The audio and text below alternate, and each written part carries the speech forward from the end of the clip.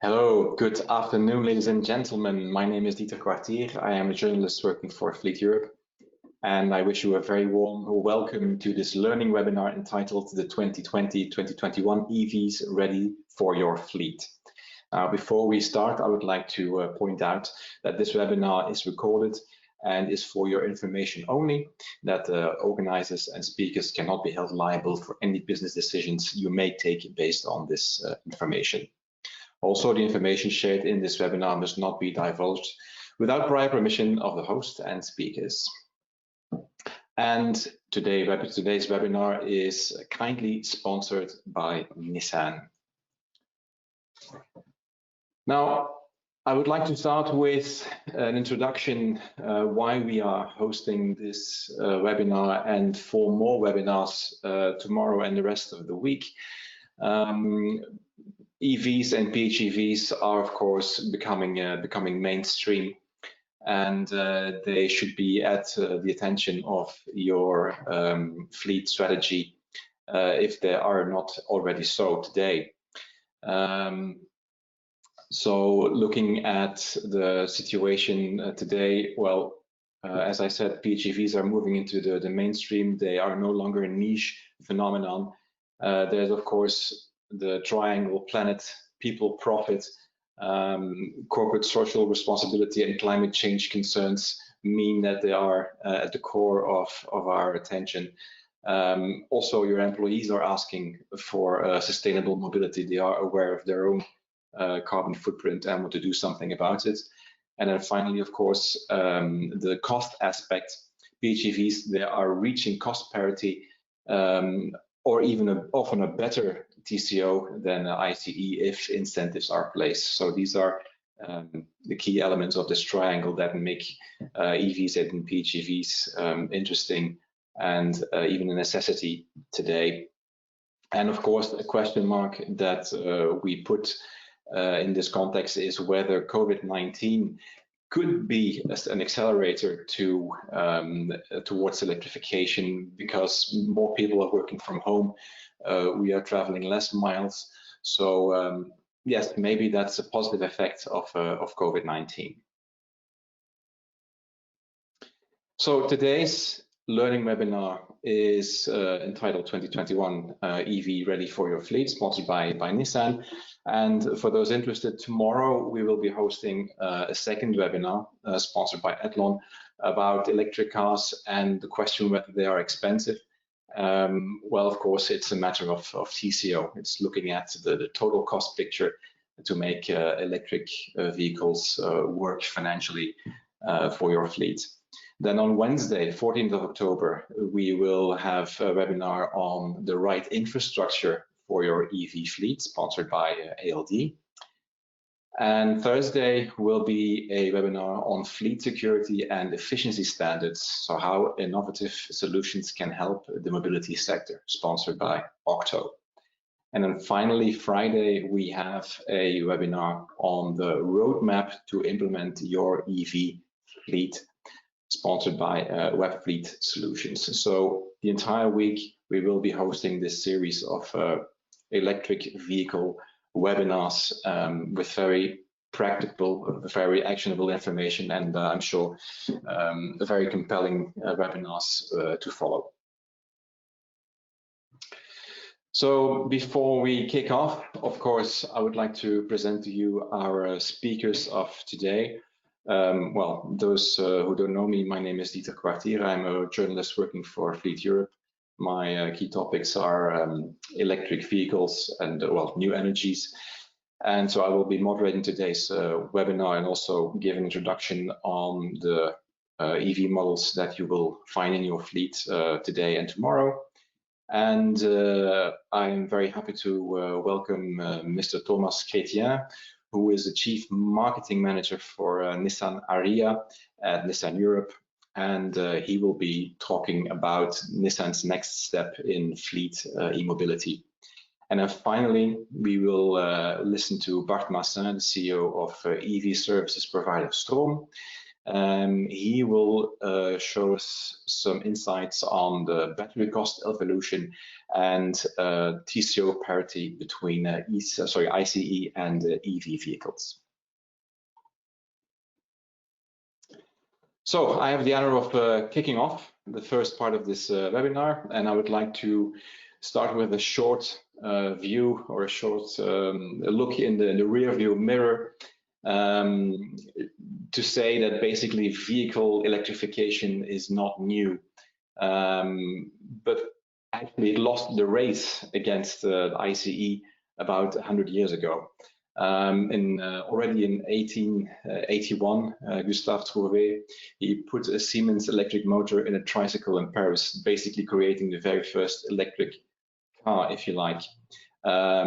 16 years later, a fleet of electric taxis was launched onto the streets of London and New York. And in 1900, the famous Ferdinand Porsche, he actually presented a hybrid vehicle, the very first hybrid vehicle, in which a petrol engine produced electricity to power two electric motors located in the wheels. So the technology as such is not new, and it might have been different, but unfortunately, depending on the angle you take, the ICE basically won the race in the 1920s because of the range problems that the EVs had. Of course, the limited battery technology that they had back then was not enough to compete against the ICE. But since then, of course, a lot have changed. Since the new millennium, we see a renewed interest in electrification due to environmental worries, due to petrol cost worries, and so in 1997, Toyota was the first manufacturer to mass produce a hybrid vehicle, which we all know, of course, the Prius hybrid.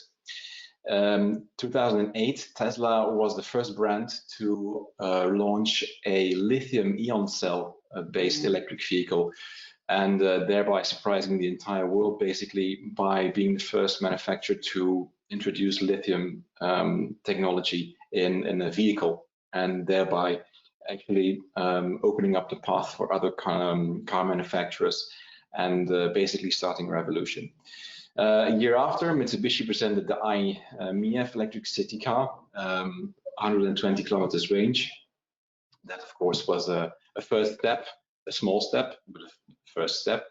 And 2010 saw the release of the Nissan Leaf, let's say the worst family vehicle, electric vehicle available on the market with an already substantial range of 175 kilometers.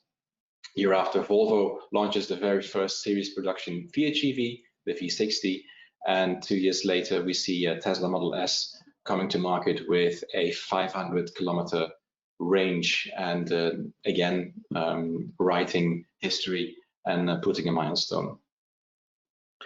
Now, since 2010, a lot has changed. Back then, we had, let's say, the beginning of what we know as today's modern battery technology, but a lot has changed. Of course, the technology has evolved. Also, we have faster charging technology. Back then, we had 3.7 kilowatt charging power on AC, and today's newest vehicles, they can get up to 22 kilowatts of power, and even 350 kilowatts if you charge DC. So that's fast charging. So technology has increased, has evolved a lot since 10 years.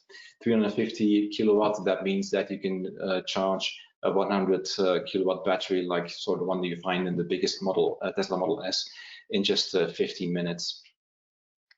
Of course, compared to 10 years ago, there's also a lot more government incentivization, especially now in Germany, in the UK, in France, the Netherlands, but also Italy, Belgium. Other countries are following. Of course, Norway was one of the first countries to clearly incentivize electric vehicles, but that's, of course, key to make electric vehicles work and make them interesting from a TCO point of view. Also, the charging infrastructure, today we are nearly at 200,000 charging points in Europe, so that's public charging points, and that's on average 1 for every 7 cars. So there again, we have evolved a lot since 10 years. And finally, there's of course the element of the CO2 targets. By the end of this year, the OEMs in Europe have to reach the 95 gram target on average for their vehicles. And that means that this year, Transport and Environment estimates that about 10% of new car sales will be either plug-in hybrid or electric. And next year, it will be 15%. So more or less 1 car in 7 that will be sold next year will come with a plug. In conclusion, PHEVs are clearly winning the battle. Their sales statistics are moving upwards at a considerable rate. So I think we can confidently say that PHEVs are now in a winning position. The slide that you see here is actually taken from the Fleet Europe Electric and Connected survey that we organized in September, sponsored by Geotap. And this is actually an overview of the challenges or the obstacles that fleet managers face or feel in adopting electric vehicles into their fleet. The first challenge that you see here is the charging infrastructure and the facility upgrades. The costs are too high, so that's definitely the most important challenge. The second one is what can be resumed as a too high purchasing price for EV. Now that's something that we will come back to later in this webinar. Not enough models makes available. Again, that's an element that seems to disappear, or an obstacle that seems to be disappearing. And then finally, in the top 4 of most important challenges or obstacles, we see range anxiety amongst drivers.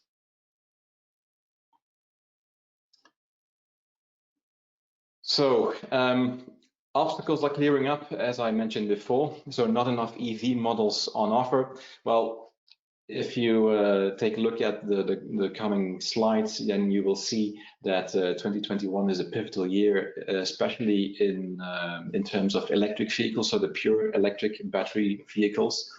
The number of plug-in hybrid EVs is even, it's going through the roof. Every car manufacturer has several PHEV models on offer, so it goes in the hundreds of models if you look at the total European market. So not enough EV models on offer. Well, that's no longer the case, or will no longer be the case in the coming months. Now, the second element is the high purchasing price of EVs. There are also a few new models in the pipeline that make electric vehicle driving a lot more affordable. Think about the Dacia Spring, which will start at a price of allegedly 14,000 euros. That's before tax and before tax incentives, offering 200 kilometers of range. So even in the small city car segment, electric driving is becoming more affordable. The Seat Mii electric, for instance, already today available, starts at 17K. The Nissan Leaf E Plus starts at 32K and offers nearly 400 kilometers of range. And the fleet favorite Tesla Model 3 long range starts at 48K, offering 460 kilometers of range. So we see that the price point is coming down, that electric driving is becoming more affordable thanks to the fact that battery cells are becoming cheaper. That's something what our latest speaker of today will go into. And then in terms of range anxiety, because that's also one of the objectives, sorry, not objective, the objections of the fleet managers. Well, of course, it's always a matter of balance between battery cost, vehicle weight, and charging time. If you take an electric vehicle with a 100 kilowatts battery, well, of course, in that case, you can get 600 kilometers of range without any problem, but it adds a lot of vehicle weight. A battery that size is about 400 kilos that you have to add to the vehicle weight, so that again compromises range again. So it's about finding the sweet spot between vehicle weight and battery cost and range. And of course, an extra challenge, the larger the battery today, the longer the charging time. So you can fit a 100 kilowatt battery in a vehicle at a, let's say, a reasonable price. But then, of course, you have to find a solution to charge it. Today's chargers, AC chargers, are limited to 22, meaning that you need at least 5 hours, unless, of course, you go to a fast charger. But fast chargers are not available everywhere, and of course, they are also quite expensive. This is a slide taken from a white paper published by Transport and Environment, just to show you the evolution and the number of EVs and PHEVs that will be available. So you clearly see there a jump in the number of EV models and PHEV models in 2020, 2021, because of the 95 gram CO2 target, of course. And yeah, we'll be going towards more than 300 models in the coming years. So model scarcity will soon be a thing of the past.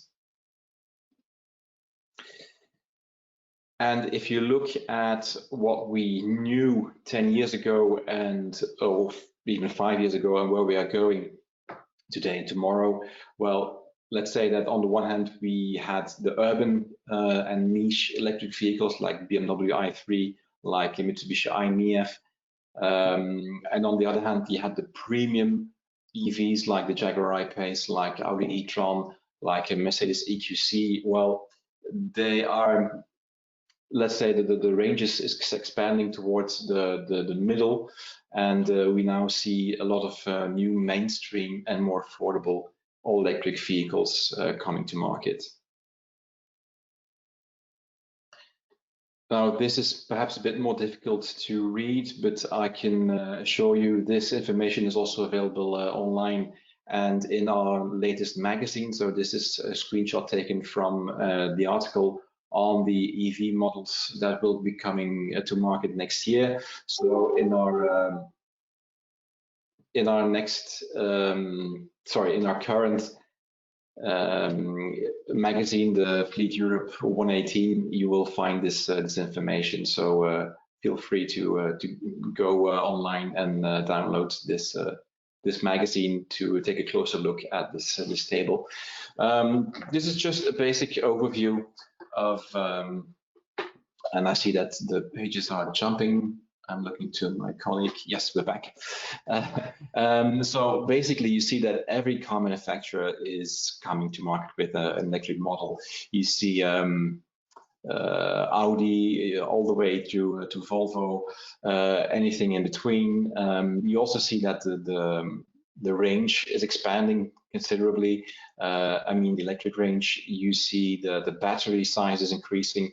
You also see that the charging capability is vastly improving compared to technology that we have known until, let's say, 4 or 5 years ago. So again, have a look at the Fleet Europe magazine 118, and you will find this information there.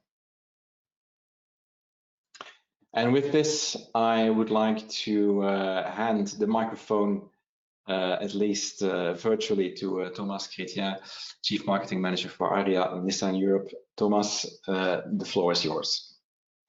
Thanks, Dieter, and I apologize, you cannot hand me the webcam. I'm not with you, and my webcam is disabled on my laptop, so I cannot show you the beautiful car that is behind me.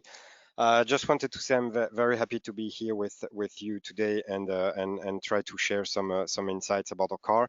And just a word to start with. EVs are really coming through. You see it through the market offer. You also see it through customer demand, whether it's both private and fleet. And just to give a bit of insights, because I didn't present myself. So my name's Thomas. I've been in EVs for some time now, since 2014. Actually, I took a Leaf as a company car. Basically, I replaced my Juke, and actually I wanted to have a Qashqai. You know, we launched Qashqai. I guess you all know the Qashqai. And when I ordered my Qashqai, actually there was so much demand back then that we routed all the productions to our customers, meaning that we couldn't get a Qashqai. So I took a Leaf, and I was just puzzled by the driving experience the car delivers as regards driving performance and comfort, and obviously the TCO that goes with it. Since 2014, I saved 14,000 euros of fuel because I was putting 50 euros per week. So this is just math.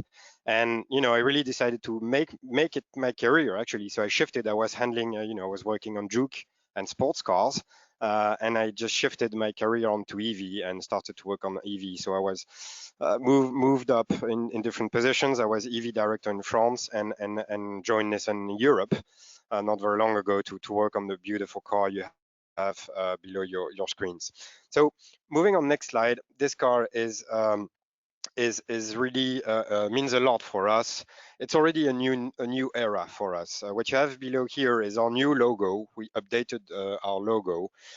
It keeps the inspiration from our previous logo as respect to our heritage, and as you can see, it's illuminated to show the past to our bright future, which is electrified.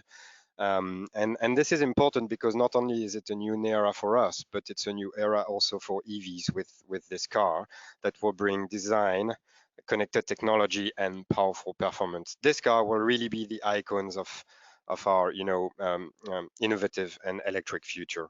On the next slide, there's a bit of words about where we are coming from. We have this pioneering spirit at Nissan. We actually invented crossovers back some time ago. I think you all know the Qashqai, and we also pioneered the Leaf, bringing the first mass market electric car, accessible to the mass, and it's a success. We just delivered recently our 500,000 Leaf. So we have 500,000 Leaf on the road for the past 10 years, which is interesting because today, as Dieter explained, a lot of cars are coming to market, which is great because the more offer we're going to have on the market, the more customers we're going to put in EVs, and the better it'll be for everyone. The good thing is we're happy that we were right 10 years ago when we launched. Some people were skeptics, and today we're having these webinars to explain and show what's happening. Interestingly, it's also a proof point, meaning 500,000 cars on the road, no cars took fire, cars are reliable, batteries are still in the cars, residual values are increasing. So we see from the cars on the road what's happening, and that give confidence to what's coming next. So obviously leveraging on Qashqai, on expertise on EV, Aria is coming, and Aria is the new chapter for us with a true mission, which is to redefine the driving experience, and this is really coming through the EVness, and it's setting a new standard for the direction of the business. On the next slide, so as I said, 500,000 Leaf. We also have a lot of customers. So we have the Leaf. I didn't talk about the electric van, but I'm a fan because this car is just perfect for the last mile delivery. We have a lot of obviously fleet customers from 10 years ago that you can go and talk to if you have questions on EV. They can tell you how it works and how it's working well. A few examples here, and recent ones. Obviously, we can talk for a lot of old customers, but the quick things in earlier this year, we announced a deal of 2,000 Leaf in London to support Uber in its electrification movement, and basically it's now extended. We announced in September the MOU moving to the other European cities. And on the right-hand side, you have some examples of what is live today. You have 400 ENV200s driving in Paris. You have 450 of them driving in UK.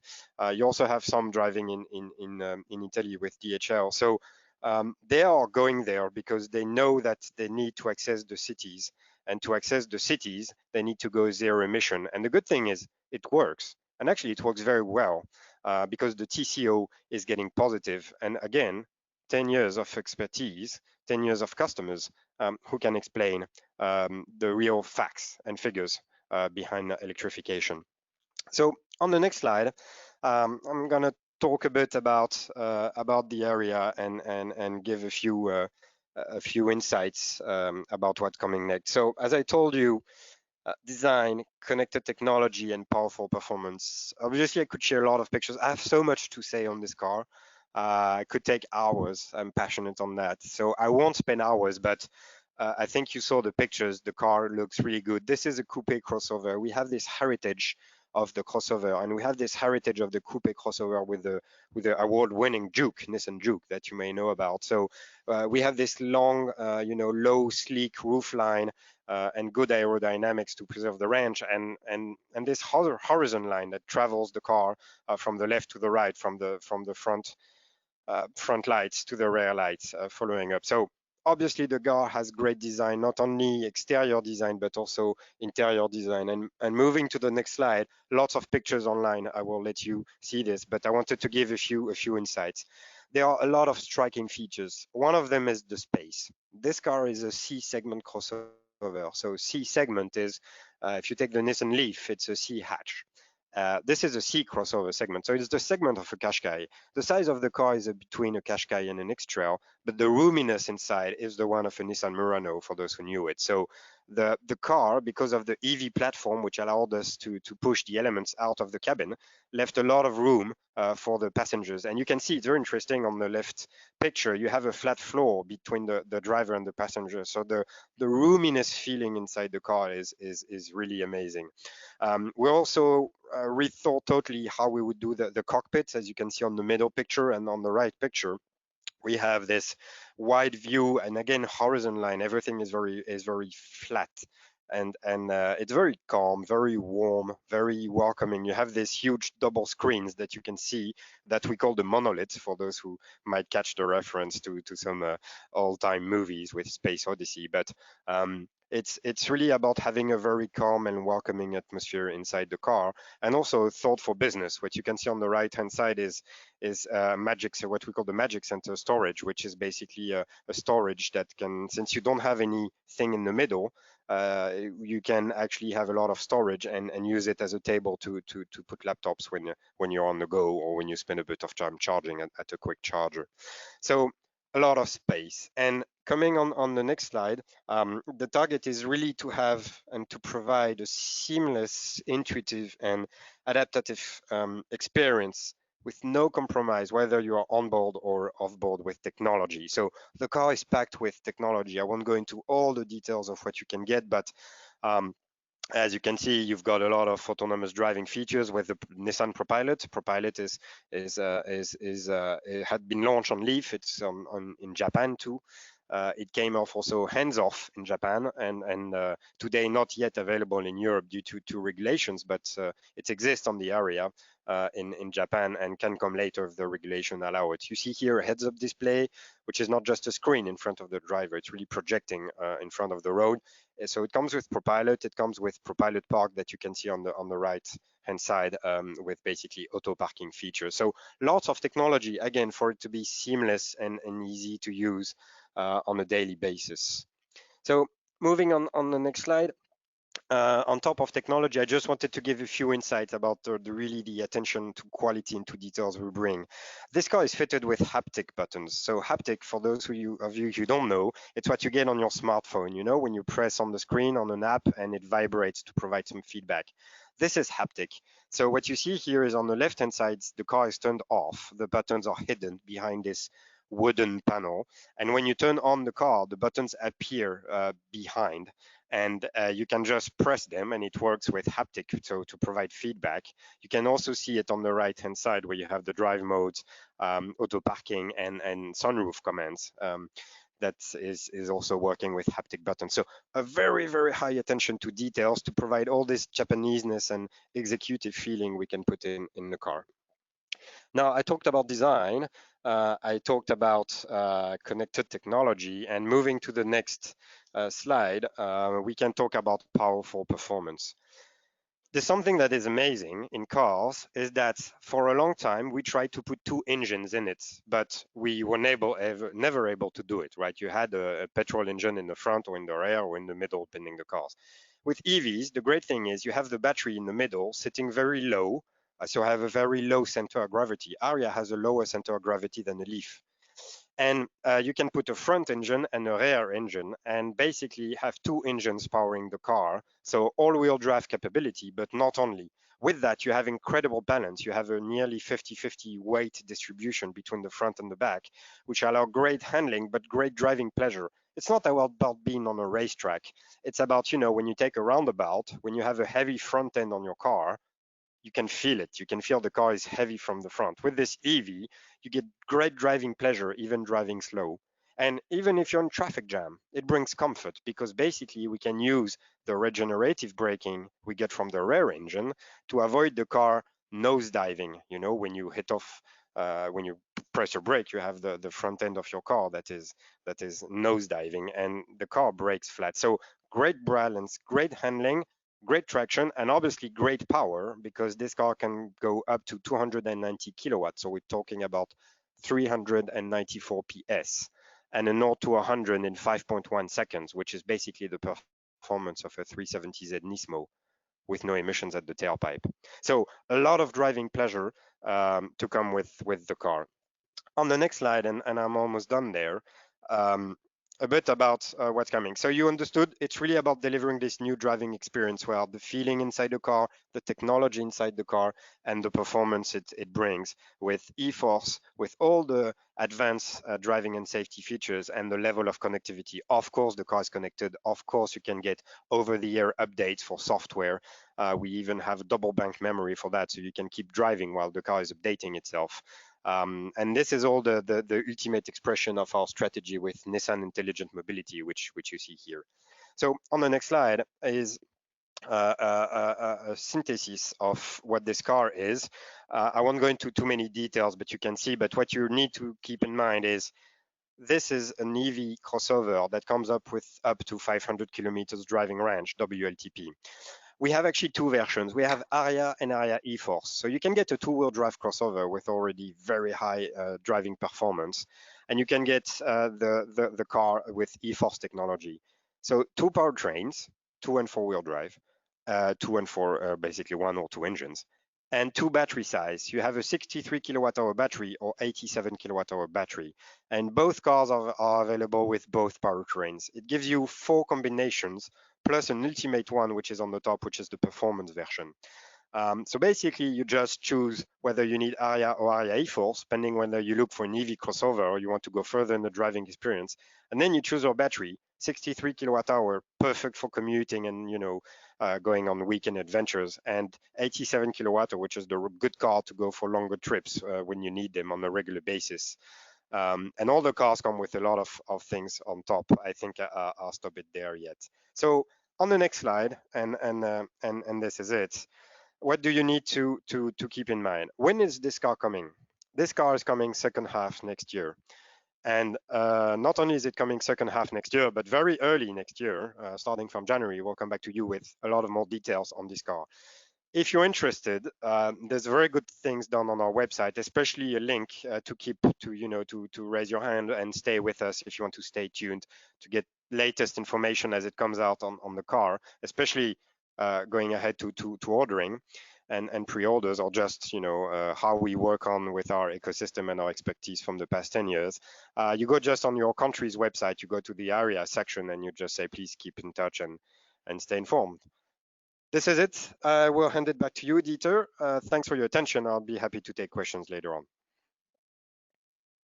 Thank you very much, Thomas, for an interesting presentation on a car that looks really compelling and a very nice newcomer to the EV market, I'm sure.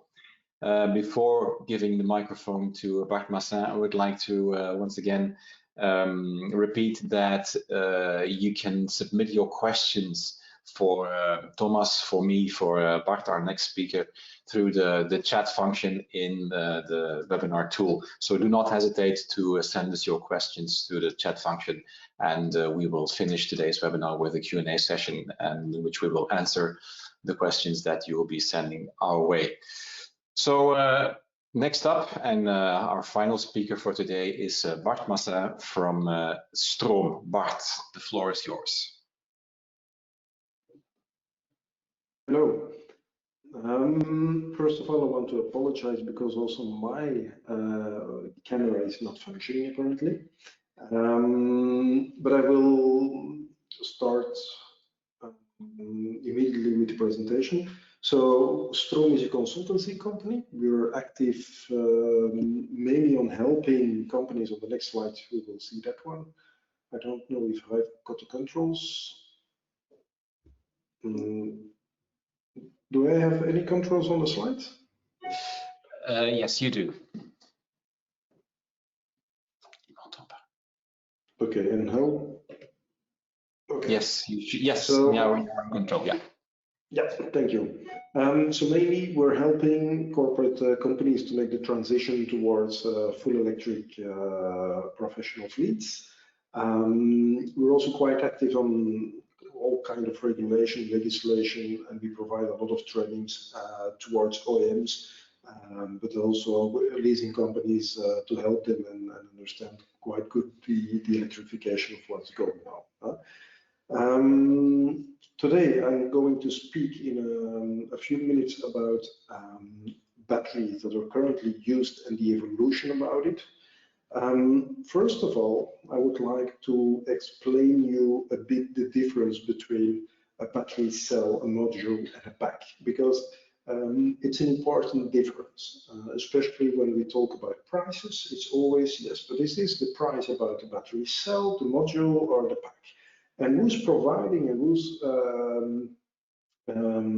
fabricating which part of this element? So first of all, we got the cells, which is the smallest element, smallest part, and we got multiple cells packed within a module. The example is the Ford Mustang, as we can see. So they've got 10 or 12 modules, depending on standard range or extended range. And within the modules, there are a lot of cells, 288 or 376, just as an example. What is different in a pack is also that there is a cooling mechanism, the battery management system, or the heating of the batteries. So it's a little bit more complex. And most of the OEMs today, they buy the cells from exactly the same producers over the world, but they stack them within their own modules and battery packs. Just some clarification. Talking about batteries, it's an interesting evolution.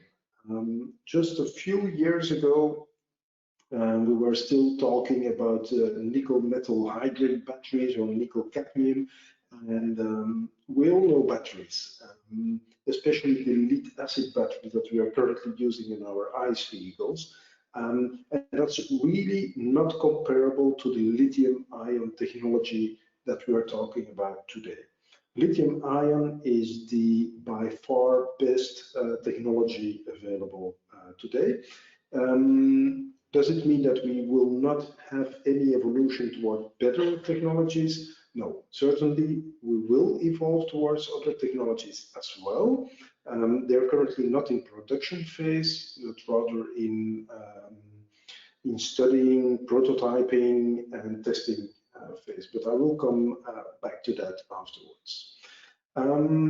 First of all, talking about lithium-ion, it's a big family of multiple technologies. We got NMC, is nickel, mangan, cobalt combination, NCA, nickel, cobalt, aluminium. I'm not going to make you battery experts today, but just explaining that some brands are using different type of technologies. For example, NCA is typically used by Tesla together with Panasonic. NMC is currently used by almost everyone. All brands are using this NMC technology. There is also very good evolution on this one. Same with NCA. And LFP, we will see it's a minor on specifications. So it gives less energy density, but I will come back to that later. What is important is that there is for each type of technology, the chemistry of the battery, there are different specifications. Most important one is safety. We want to have the batteries built at the lowest cost possible, and not every technology is able to do so.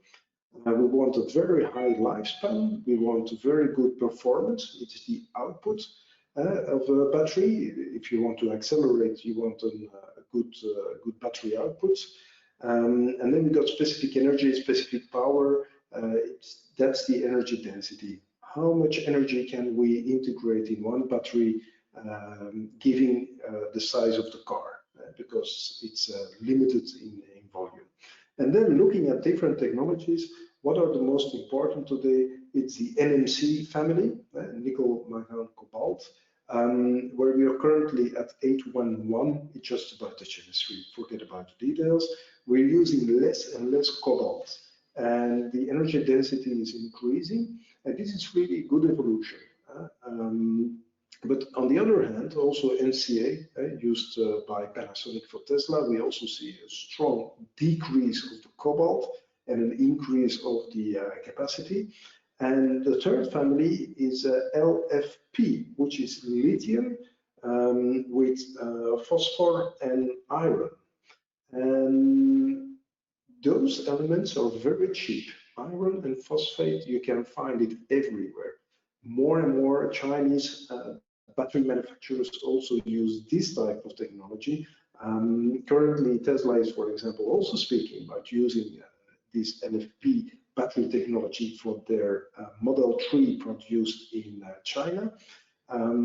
Because those batteries will be cheaper, there are no rare metals included, except a little bit of lithium, but that's not really rare metal. So the focus is mainly today on LFP, NMC, and NCA. And the evolution is going strong and rather fast. So the evolution is going. What is to be expected in the next years? First of all, solid-state battery. Solid-state battery will allow us to increase even more the battery density, just human language, which means that we will have longer ranges in our cars, electric cars, than we know today, because we can put more electricity stored in the same volume of the battery. Solid state is one of the most important actual evolutions.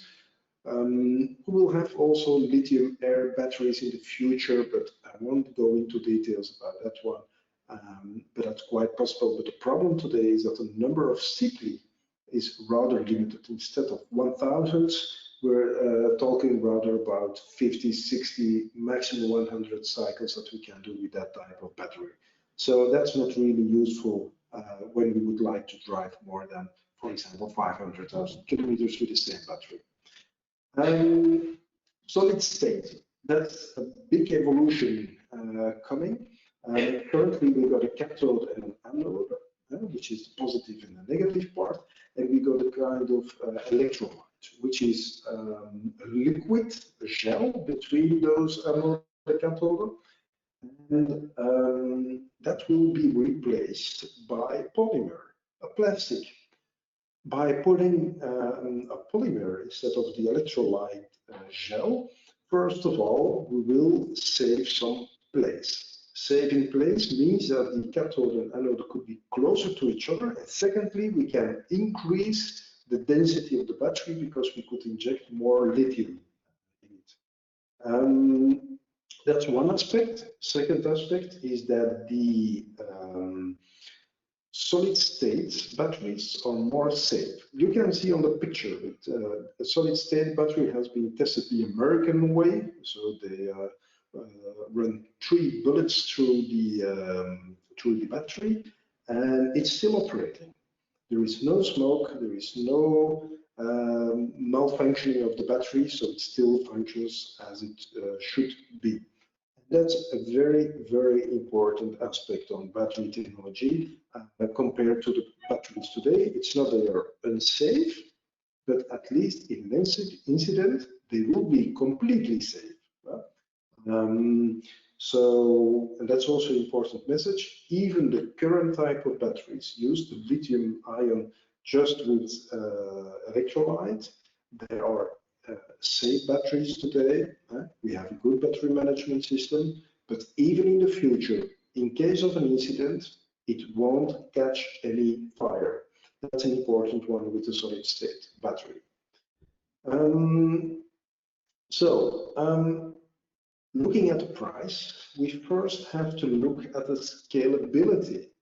The bigger the production units, the lower the price will go.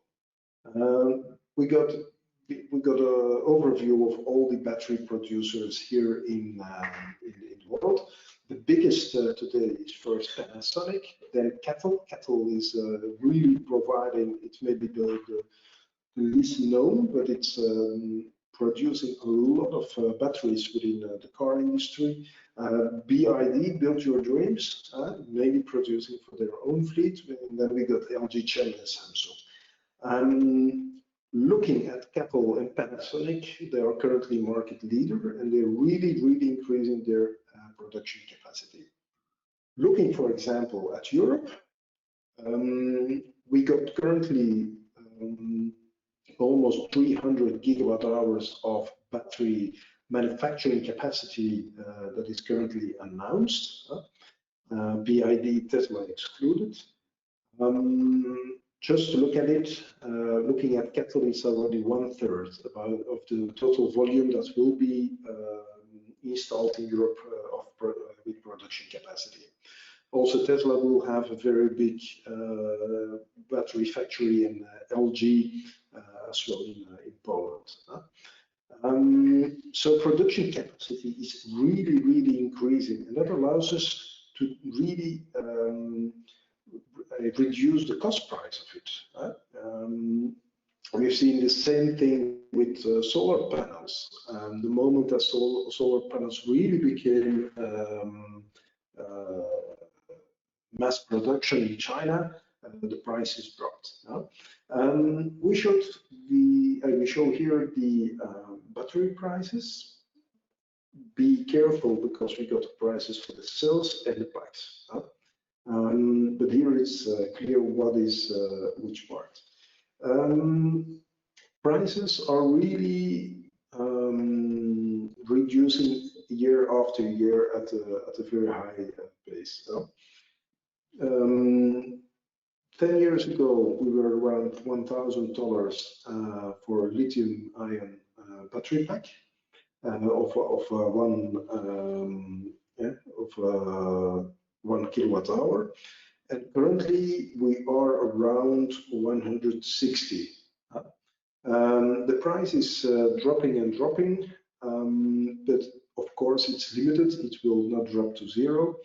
But what is interesting is the equilibrium, the price at which the petrol car will be or diesel car will be the same as a battery electric vehicle. A lot of analysts have made already that exercise, and they all come to the magic number of $100 a kilowatt hour. Along those studies, they say normally around 2024, 2025, we will achieve that goal. On the one hand, battery electric vehicles are becoming cheaper and cheaper, but on the same time, also petrol and diesel cars will become more expensive.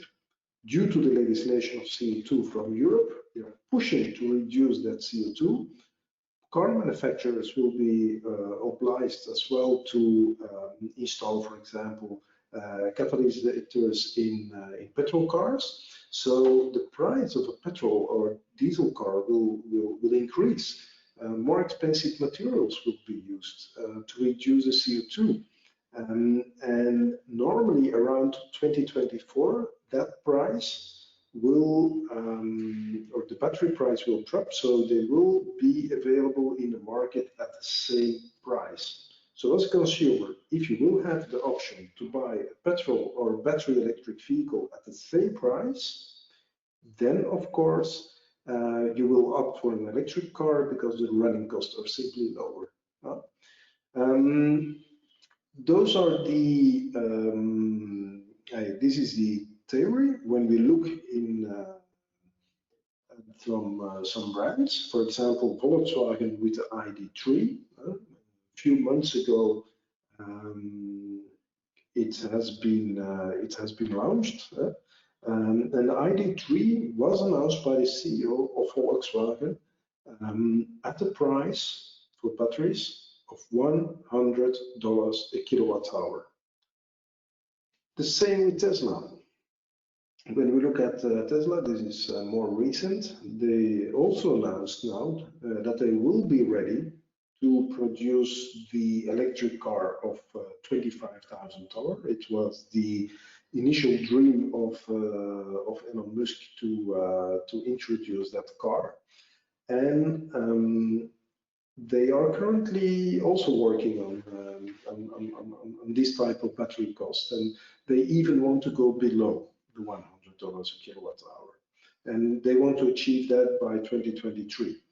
So looking at all these figures, and we could even conclude today in a market looking, for example, at the MG ZS that has been introduced to the European market.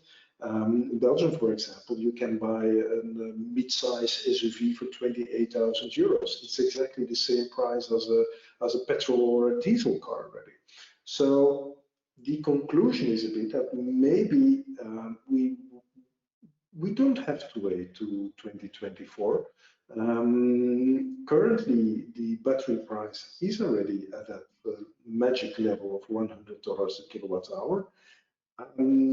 I think personally that it's currently used to provide the OEM some additional margin to allow them to do some additional investments to speed up the process. And some of them simply provide it in the market, as we see with MG. So they are offering already a battery electric vehicle at exactly the same price of a petrol or diesel car. So that was my last slide. If you have any questions, do not hesitate to ask them because I have no visibility yet at the chat box. Yes, thank you very much, Bart, for your presentation, which is very insightful. And indeed, that brings us to the Q&A session of this webinar. And there are a few questions that have been sent to us from our audience. The first question is for Thomas Chrétien, I'm sorry, about battery degradation. So somebody wants to know what your experience is today in terms of battery degradation, and yes, how important is this aspect in terms of residual value and the forecast value of an electric vehicle? That's a very good question, because the battery is the key element for the car, like a petrol engine in a petrol car as regards the value. Today, there's two things to know. The first thing is the warranty we apply on the battery degradation today is 8 years and 100,000 miles, 100,060 kilometers. At 9 bars out of 12. We have a 12-bar gauge on the car, and you lose gauge as the time goes by. So this is the first thing to know. So warranty is 8 years, 160,000 kilometers. So it gives time on visibility. The second thing to know is that today, what we see on the cars that are on the market is that the batteries stay in the car. The big question was, well, you need to change the battery of your EV very quickly, by the way. But in the end, the batteries stay in the car for two reasons. The first one is because they don't lose a lot of energy. The second one is because they are actually needed on the used car market. There's a lot of people who who cannot afford a new car and then are looking for a used EV, especially those who want to commute. And pending the countries, private customers have a very low driving distance to commute. I think the average in France is 29 kilometers per day. 29 kilometers, you can do that with a Leaf of 2010. And you can do that basically, you can probably go twice to the office before you charge the car. And actually, the car just charges overnight at home like you charge your smartphone. So it works very well. And it makes an excellent used car, because actually the more the car ages, the more normally you get cost as regards servicing and parts to change, especially as the mileage increase, which is not the case on an EV. An EV, the more the car ages, the wider the gap as regards cost of service is far from a nice. Mm-hmm. Oh, okay, thank you. Bart, I have a question for you. It's actually along the same lines as the previous question. What about battery repair? Today, there seems little information available on this, but I'm sure that in the future, when EVs come to the used car market, and yeah, we will see some batteries degrading. How do you see the battery repair market emerging? Will there be specialists, really focusing on repairing battery cells? And how costly will this be? Is this a feasible business model, repairing battery cells? And is there a market for that? Good question. Currently, the market is not yet there. A lot of the batteries are still under warranty, but it will definitely come. And the big advantage is that you do not have to change your full battery pack. Because most of the people think, oh no, when I buy an EV and my battery has too much degradation, then I have to buy a new battery pack and it will be very, very expensive, and I have to do it every 5 years, for example. So first of all, just as Thomas also said, we got a lot of guarantee on those battery packs. The degradation is maybe limited to 2% a year. But if necessary, the advantage of the technology is that you can replace a single cell. You don't have to buy completely new battery. If certain cells are damaged, we can simply remove them and introduce some new battery cells to it. So it will be, the cost will be limited. Your battery capacity will increase immediately again when those weak cells are removed and replaced. And we will have certainly a new business for that one. That will certainly come. Yeah. But and another question. OEMs will be active on it. Mm-hmm. Another question about battery recycling and reuse and battery repair. How is it possible for a customer who has an EV to decide which scenario is the best, and at what point can he decide, okay, now my vehicle is best recycled, or now I should invest in battery repair? There's a lot of uncertainty about that, and a lot of people seem to think that, well, after 8 years, it's best to recycle the vehicle, to dismantle it and do something else with the battery, maybe use it as a static battery for domestic appliances, etc. What's your view on this? Will most batteries be repaired and then be reused again in vehicles, or do you see a lot more batteries ending up as static batteries after, let's say, a first cycle of 8 years of use in a vehicle? Bart? Yeah, looking at first 8 years, I think that is an understatement, because after 8 years, we currently drive 200,000 kilometers, for example, with an ordinary car. For an electric vehicle, 200,000 is nothing. We can go easily up to 1 million or 1.5 million. So the car will be used much longer and longer, and maybe a car that is first used as a first car within the family, so that you use it for the long distances, at a certain moment will become the second car in the family, because you lost maybe 10-20% of the range.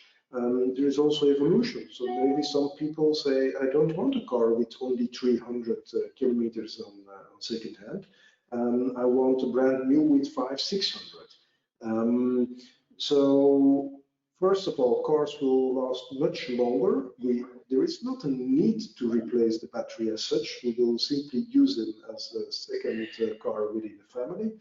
And next to that, I think if it's really necessary to recycle the car, which will be much, much longer than a classic ICE car, We will use it mainly as a static battery at home to absorb our photovoltaic solar energy during the day and to charge the car and also fuel power the house during the night. So we will mainly use it for that kind of purpose. And that's also what we see today. For example, with Nissan Leafs batteries, second-hand, they are currently used in the Ajax football stadium. So the football stadium can go completely off-grid and continue the football match and have all the lights on in the middle of the winter without taking any energy from the grid. So it's a power pack in case of grid supply issues. That's mainly the second use, even before we're going to recycle the batteries. That's really at the end of the life cycle, maybe after 20 to 30 years. All right, thank you very much. And then maybe an interesting question for which the answer might be a bit longer than the amount of time that we still have left, but maybe a very short answer if possible. Bart, I'm sorry, Thomas, but most questions seem to be directed to Bart today. It's about hydrogen. Do you see both technologies coexist, Bart, or do you say, well, if you ask me, it's going to be more battery-oriented market, and hydrogen will maybe be more useful, let's say, in the long-haul, heavy trucking situations?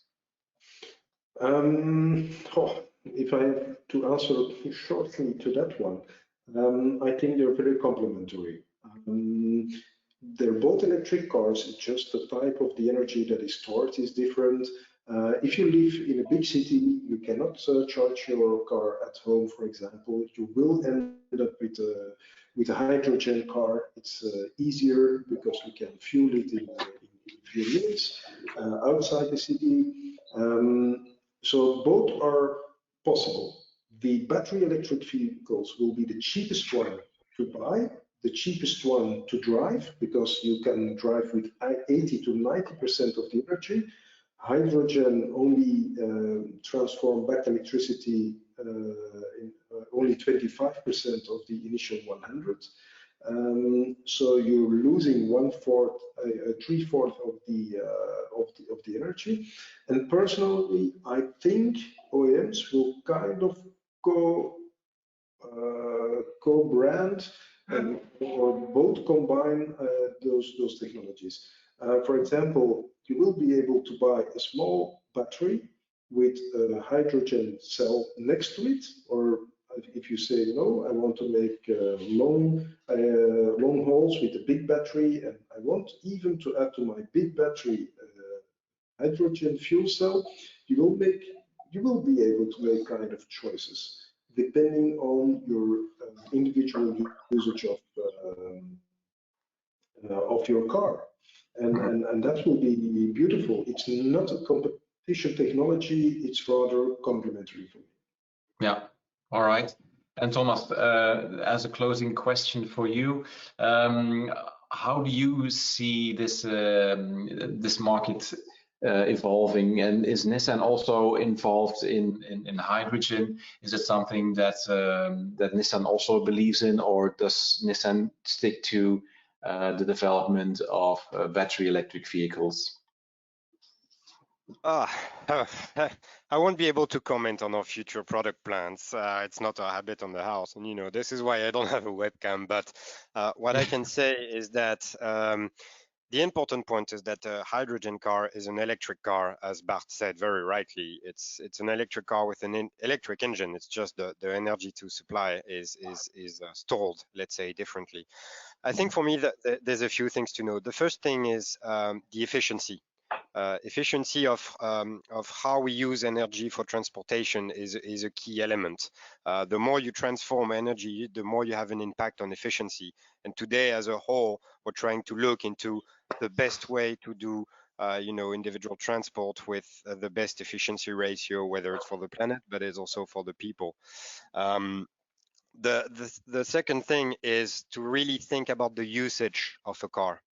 And not trying necessarily to stick to the way we've been, doing business for the past 100 years, or the way we've been doing transportation for the past 100 years, and look at how we handle cars today, which is the way we discuss about electric cars. How many long trips do you do per year? And think about your usage. Someone that does 700 kilometers per day won't necessarily be able to do it with an electric car. Someone that does 700 kilometers 10 times a year, it don't mean that 355 days a year, the electric car is matching his needs.